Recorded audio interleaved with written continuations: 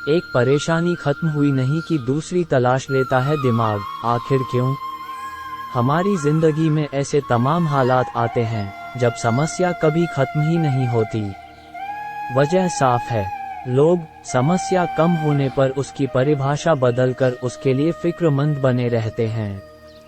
यानी वो अपना लक्ष्य, अपनी मंजिल को लेकर संशय के शिकार हो जाते हैं। अब जब हर बार परेशानी की परिभाषा ही बदल जाती है तो हम उसका हल कभी नहीं निकाल सकते। इस लेख को लिखने वाले डेविड लेवारी ने अपने साथियों के साथ मिलकर इस मुश्किल को बेहतर ढंग से समझने की कोशिश की।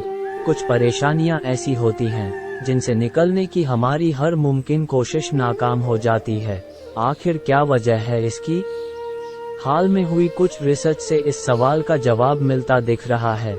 पता ये चला है कि हमारा दिमाग जिस तरह जानकारी को प्रोसेस करता है, उसी में ऐसी गड़बड़ी है कि जब परेशानी गायब हो जाती है तब भी हम उसको लेकर परेशान रहते हैं। मसलन अपने इलाके की निगरानी करने वाले स्वयंसेवकों को ही लीजिए। ये लोग जब भी इलाके में संदिग्ध गतिविधियां देखते हैं तो पुलिस को खबर करते हैं। जब कुछ लोग ये काम शुरू करते हैं तो वो गंभीर अपराधों जैसे डकैती या किसी पर हमले की खबर पुलिस को देते हैं। इन स्वयंसेवकों की मुहिम रंग लाने लगती है, इलाके में अपराध कम हो जाते हैं। लेकिन इन लोगों की फिक्र कम नहीं होती।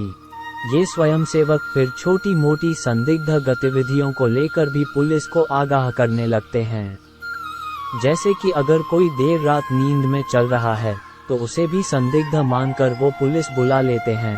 दिमाग करता है आलस। मसला ये है कि नई जानकारी की बाढ़ आने पर हमारा दिमाग आलस से काम लेता है, वो पड़ताल का दायरा नहीं बढ़ाता। सोचता है कि कौन इतनी मेहनत करे। अभी कुछ शक्लें देखी हैं जो थोड़ी डरावनी लग रही थीं। ये कम डरावनी शक्लें भी उसे डराने वाली लगने लगती हैं। हमारा दिमाग ये आलस इसलिए करता है क्योंकि इसमें मेहनत और एनर्जी कम लगती है।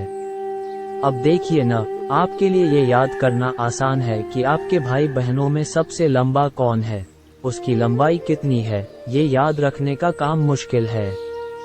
और मुश्किल काम भला कौन करना चाहता है?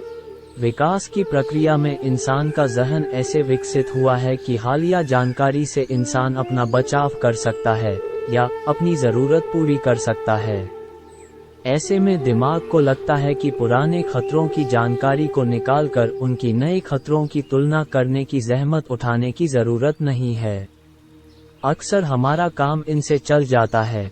जैसे कि अगर हम सोच रहे हैं कि दिल्ली और मुंबई के बढ़िया रेस्टोरेंट कौन से हैं, तो इनके बारे में दिमाग को कम मेहनत करनी पड़ेगी।